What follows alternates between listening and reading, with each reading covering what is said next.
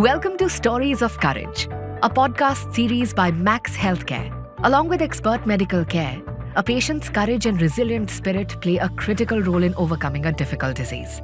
आइए इस पॉडकास्ट में सुने कुछ ऐसी ही करेज की stories. Good morning and welcome to another podcast in the series of Stories of Courage from Max Healthcare. These podcasts focus on patients with cancer, their journeys, how have they taken the treatment, how have they shown the bravery and come out of it, and how do they go on to lead normal lives. We all hope to get inspired and inspire our patients through this. I am Dr. Ramandeep Arora. I am a pediatric oncologist based at Max Healthcare in South Delhi. We have all heard of cancer. We all know patients of cancer, but most of us would not know a child with cancer because cancer is regarded as a disease of adults. But sometimes cancer does happen in children. Today, I am joined by a special guest, Mr. Amit Wadhwa, the parent of a patient of mine who developed cancer around the age of 9. And today, through his words, I share with you his son's journey, his family's journey. Welcome, Amit. Thank you so much, Dr. Ramandeep. Firstly, pleasure to be with you again through, and we've been through this journey together. So glad to be here. I'm Amit. I'm an advertising professional, and more importantly, I'm the father of Hruday, a patient of Dr. Ramandeep. But absolutely delighted to be talking to you.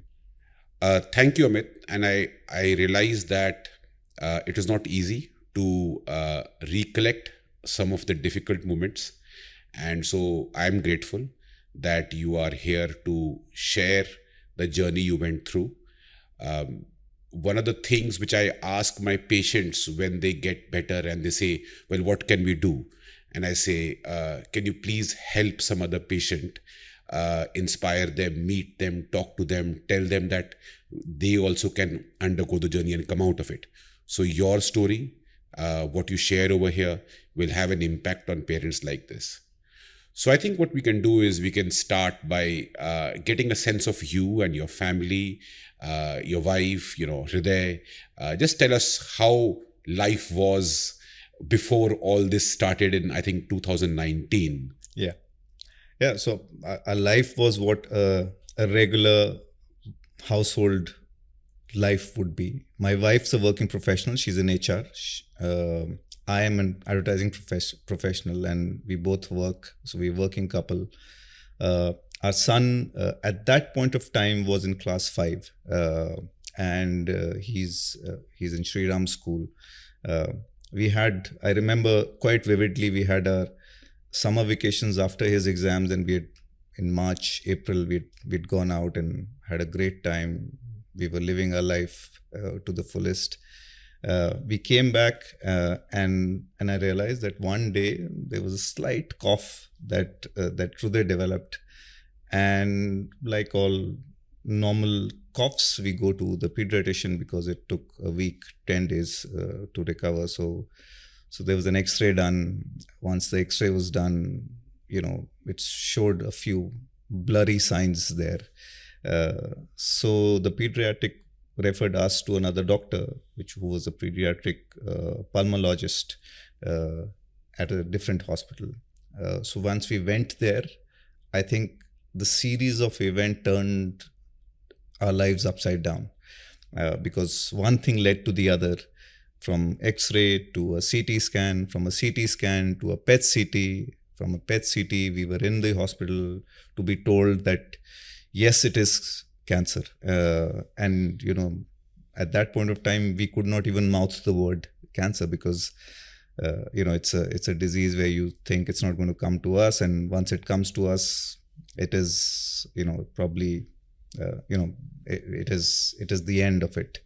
One thing led to the other. And then once we knew what the disease is, we figured out some connections and then finally got referred to you. And like we said, while the rest is history, but I think it was a journey that we took, and I think you were a very, very strong and integral part of it. And one reason I'm sitting here and doing this is, of course, I want to, even if it's a iota of an help to anyone going through this, I would love to be a part of it. But secondly, I think you've been a very, very, very big part of the entire journey that we passed through. And yeah.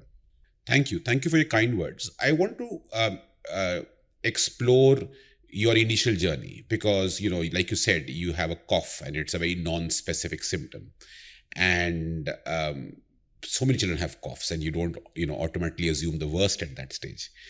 But somewhere along the journey, it must have hit you that this is something more serious, and somewhere further along the journey, it would have hit you, oh, this is cancer, right?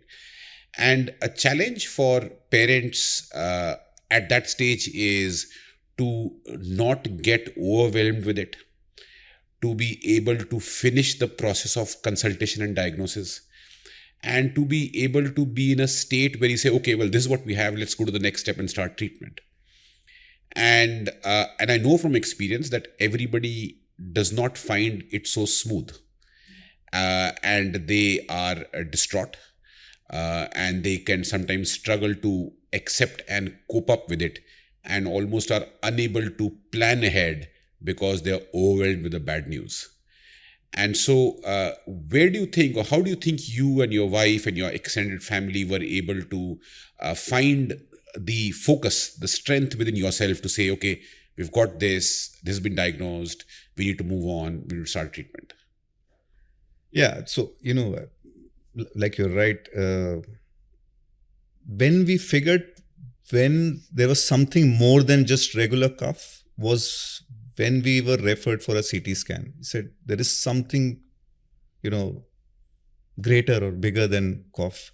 But at that point of time, you start praying that, it's something else, probably TB, some fungal infection. Then you start praying for a disease which is possibly not as lethal, so to say. But once you figure out what it is, and I think that is the moment where you can't think logically, you can't think normally. In our case, it took us a day for everything to sink in. The only thing which I told myself at that point in time, because my son was there looking at me. Your son looks at you and says, "This is the guy who fixes everything, right? He's going to fix this also." Although he didn't know what exactly it was, but he knew there was something happening. And my wife was completely broken at that point in time, and rightly so, any mother there. So I decided that, I'm going to keep as strong as I can and start thinking logically. So the logical thinking kicked in a day later. We went through our rounds of consultations. We went through one hospital. We went through another hospital. We came to you. I spoke to Mohan and Anas then, also got me talking to someone in US there. So we figured everything out. But what we did was we didn't want to waste too much time. So we got to know on 22nd of July that this is the disease.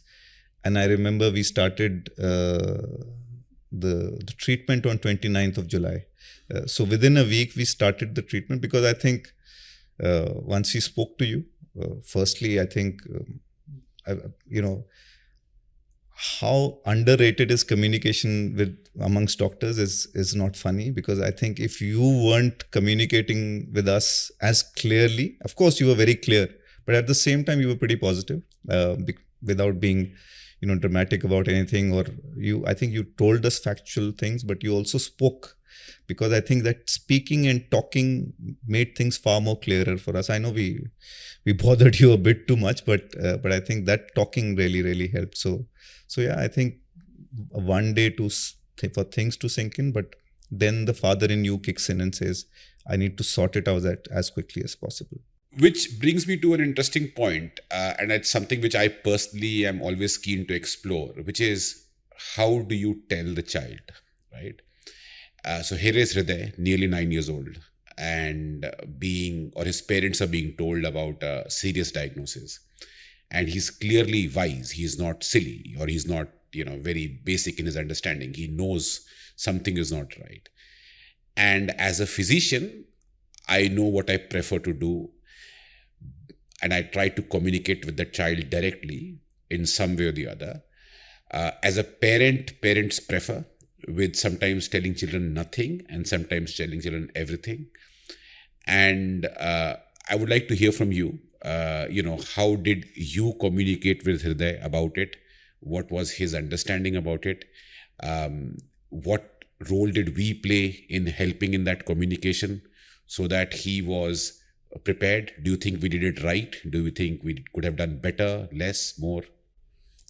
No, so I think, there are phases in this. So the first time when you realize what it is when the first time when we went to the hospital and the doctor told us, he was not in the room because he was asked to move out. The moment he was asked to move out, he knew there is something there.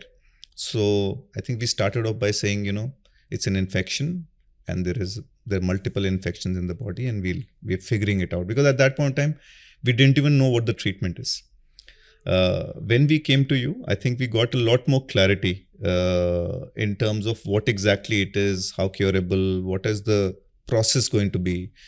At that point of time, we gave him a little more seriousness of the disease, but also gave him hope, saying it's curable. It's absolutely curable.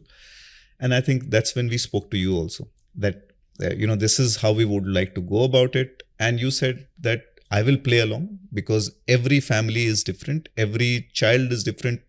Every father and every mother is different. So we will go along with you, but don't keep everything hidden, because finally at the end of the day, he is a 9-10-year-old kid who sees the internet, who can read there. So you can't keep everything hidden for too long. And I think that was when the third phase came in, was when we had to tell him, because he was coming for chemo and the cancer ward is there and he can read and write everything there. So that's when he realized that it's bigger than what we were telling him. And then we spoke to him, but he chose not to speak the word during the treatment. He would just cut it there and then. But I think where it settled a little bit was when he started talking to you, because he realized that parents will always sugarcoat it, but the doctor will tell him the right thing. And his question, I remember every time was, will I be okay to you?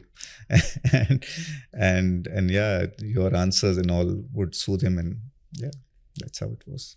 Another apprehension which parents have is, well, chemotherapy is so strong, cancer treatment is so strong.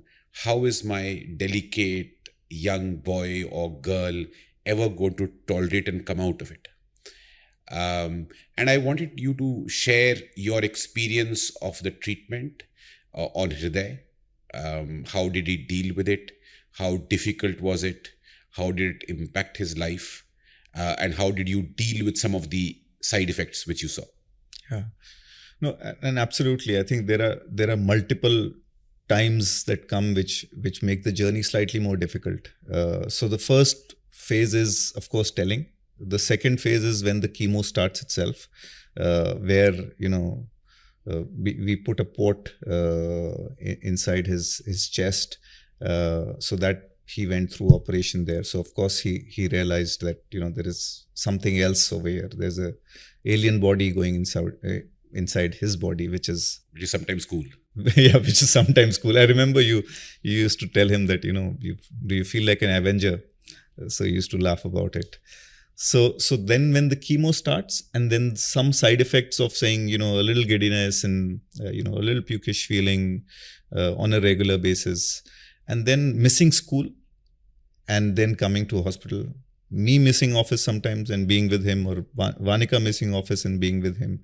Suddenly it's not normal. No school, nothing. You need to be extra careful, no infection. That's the second phase. The third phase is when he started shedding his hair. I think that was the toughest. While we told him, and I remember you also telling him that, if that starts happening, that means the medicine is effective, and he started buying that because he wanted to get well. But then that was a tougher phase, because then physically everyone knows what's there. So you can't even hide that bit. So we went through the wig process also. So that was tougher. But once the entire treatment is over, and then I think then slowly things start getting. I don't see things getting normal immediately. I think it still takes a little while because of steroids, etc. Of course, his body is slightly bloated and the hair's short. So it took him a little while to get that confidence back, to be back in normal life. But yeah, for me, honestly, those are the 4 phases, so to say, that I saw. But most of his treatment and his side effects did not need for him to be hospitalized, and he was generally at home.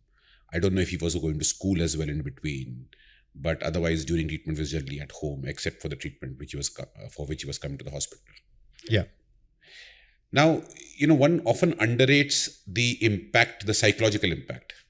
And we'll talk about Hriday, but I also want to talk about your wife, Vanika, and yourself, and your parents. How much did everybody know? How much of a help were they? Where did you find your support? We all find support in unexpected places, friends, family, etc. How did you support each other? Were there particular challenges which you encountered? If you can share some of that as well with us. No, absolutely. I think what we realized when we were going through it, that we had to have strong support function in 3 areas. One is where the cure is happening, which was hospital. I think that was the biggest support needed, because that is the true journey. Then, and over there also, it's not just cure. I think mentally also huge role. And that's where we picked on you. And I know we used to, we were very anxious. So we used to bother you quite a bit. And the first thing you said was, this is my number. This is how it will happen.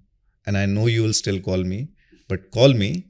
Don't keep that within you. And we did that. And I think that was the big support which was needed. And then that's when I say that communication is so underrated when it comes to doctor, because I think if that communication wasn't there, the journey would have been far more tougher. That was one part of, that support in hospital.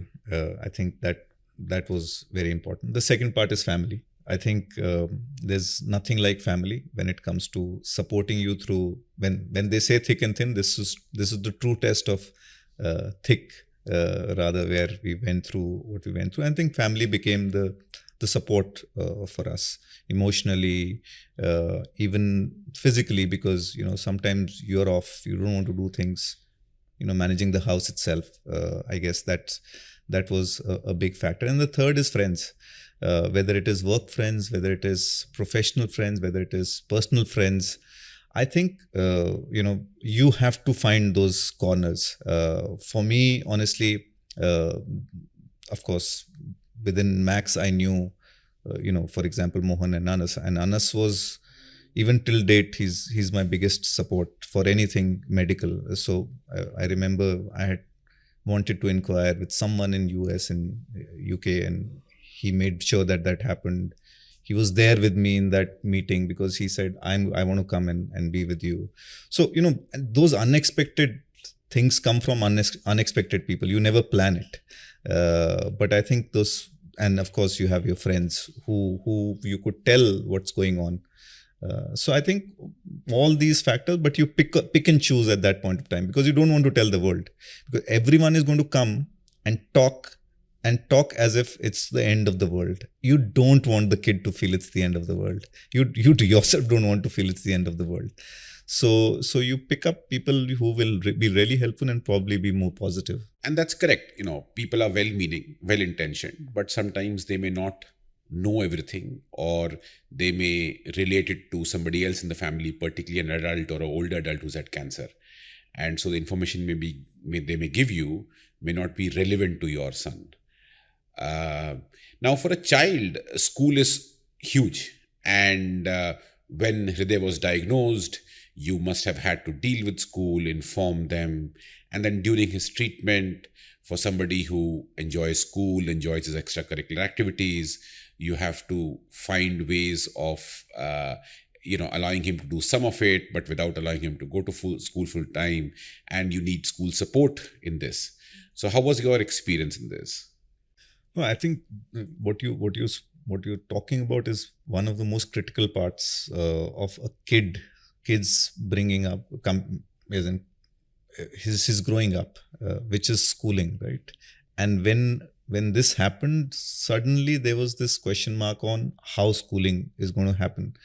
And that point in time, he was also the school captain, so he really loved going to school. That whole thing of saying, "I'm the school captain. I need to manage the school." That whole responsibility. So he used to love going there. The initial part of the disease, he missed a few days because of medication, but he used to go to school. But after that, many a times he would miss school with a long stretch, especially the time when he lost his hair, and suddenly, putting that wig and going to school just seemed a little odd for him. But I think school played a huge role, because they came and said, "We are there unequivocally, whichever way you want. You want us to manage with the teachers, with the students, with the studies."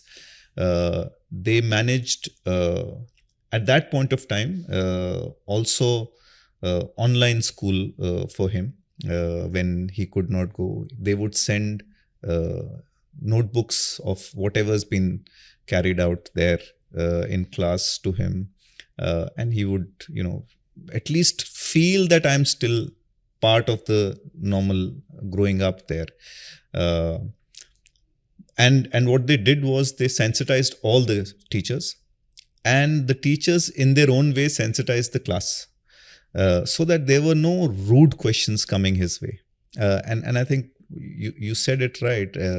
He didn't want to speak about it openly for some reason, and I think all of us respected it, and we said, okay, we won't talk about it openly, but the teachers told the other kids there in class that that there is it's a disease, but he'll come through it. Don't ask uncomfortable questions. And I think all the other kids were fantastic towards him, and I think the school played a big part in him feeling as normal as he could, given the circumstances. I think well done to the school, because there are occasionally children who don't have the same support, and then they hesitate to join the school back once they're recovered, and then they end up missing more school, and then they say, well, I've missed 1 year of education or 2 years of education, and then they drop out of school altogether as well, which is a very unfortunate consequence of what was a short treatment of a curable disease, and all you need is to integrate back. So, all schools should try and assimilate children back, as well as support them during the treatment. Now, this is 2019, you've finished your treatment, you're towards December 2019, I think it was, when you had your last treatment.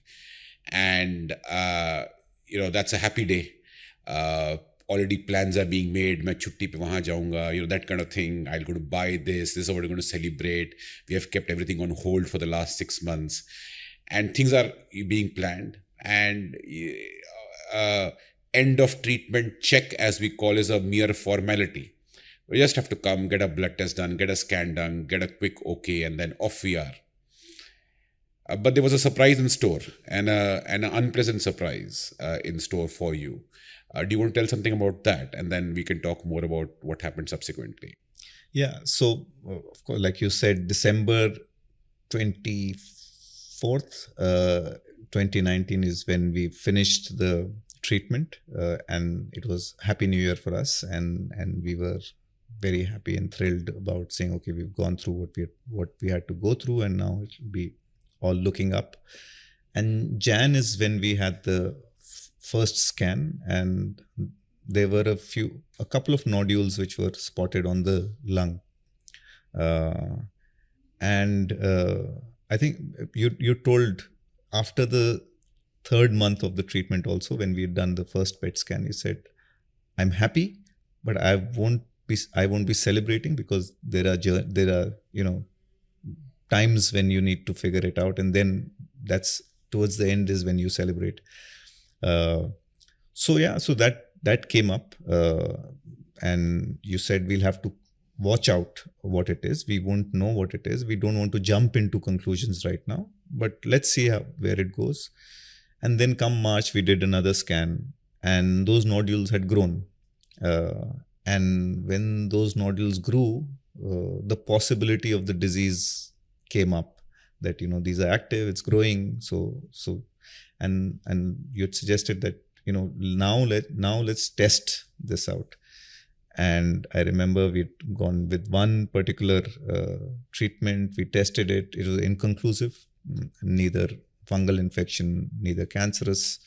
Then we did a detailed biopsy, a little operation and detailed biopsy. Even that was inconclusive. And then you figured out a pediatric pulmonologist within Delhi, whom you referred to. We went to Dr. Ankit Parekh there, and we did another biopsy there for him to figure out what exactly it is, and we still ended up being inconclusive.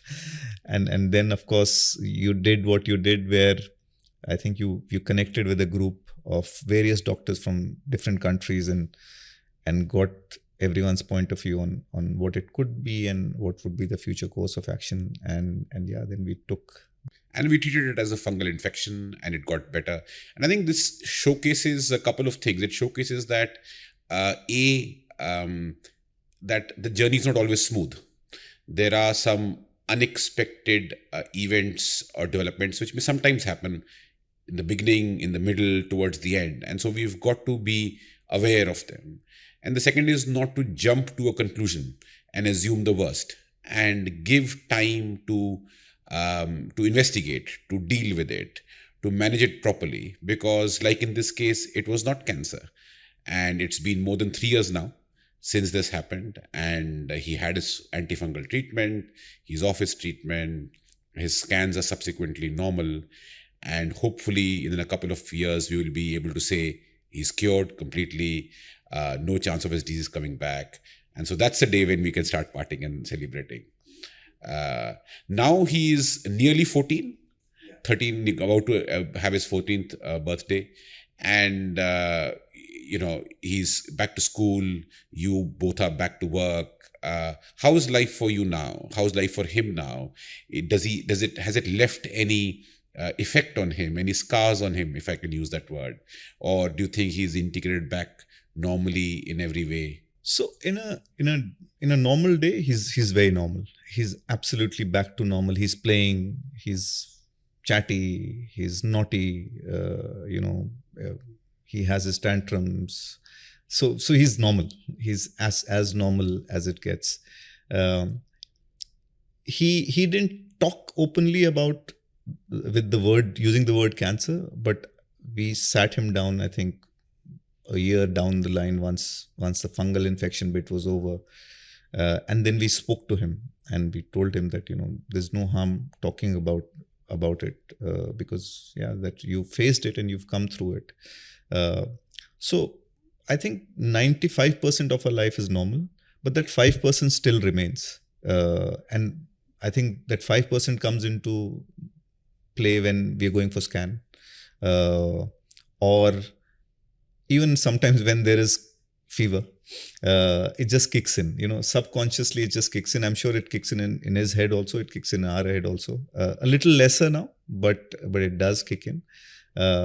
But far more positive, far more happier as a kid. He's talking about it now, and he's pretty normal as of now. So Amit, thank you once again for sharing this, for taking us through your journey. Could you kind of summarize this for the parents listening to you, the grandparents listening to you, as your experience, so that they may derive strength from this? So while I'm no expert, but possibly from my experience, I can say that, the journey is tough, but I think we'll have to find ways to make it easier. One way is to find support in the doctor. I think finally you'll have to trust the doctor, and I think that's your biggest support system, whatever other support system may be. Finally, it's that doctor who puts all the pieces of the puzzle together for you. You have to find your support system in your family, your friends around. At the same time, while we keep positivizing the kid, I don't think we should ever assume that the kid is a kid who knows nothing. I think the kid has a mind of his own, and he understands, or he or she understands quite a lot. So do talk. I think talking is very, very important. And whatever you can find ways, whether it is meditation, whether it's praying, whether it is watching some comedy shows, or picking up your passion, football, or whatever it may be. But I think you need to find those positive moments in life, because this is not the end of the world. There is a big possibility that things are getting better. The good thing is it's been identified, and there's medication happening. So I think trust and positive is one big part of it. And yeah, it's easier to say be less anxious, but yeah, I guess that's the third part. So thank you, Amit. And I think this showcases several things. It showcases that children can get cancer, but we have to remember that cancer in children is different from cancer in adults. The kind of cancers they get, the way they are treated, how they tolerate treatment, the side effects of the treatment. Children generally do far better than adults, as well as the cure rates. I think the second thing it shows is that the journey is smooth, but not always smooth. There can be some hiccups along the way, and each hiccup has to be dealt with, investigated, and appropriately managed. Every hiccup is not a bad hiccup, but it is there. And thirdly, which Amit very rightly said, was about communication. The communication between the healthcare team and the parents, between the parents and the child, is important. And that goes a long way in trying to make the child and the family understand what is going on. So thank you, Amit, once again for this. I think this will help a lot of families in their journey. Thank you for your time. And thank you not just for this, thank you for everything. Pleasure. It means a lot. Thank you.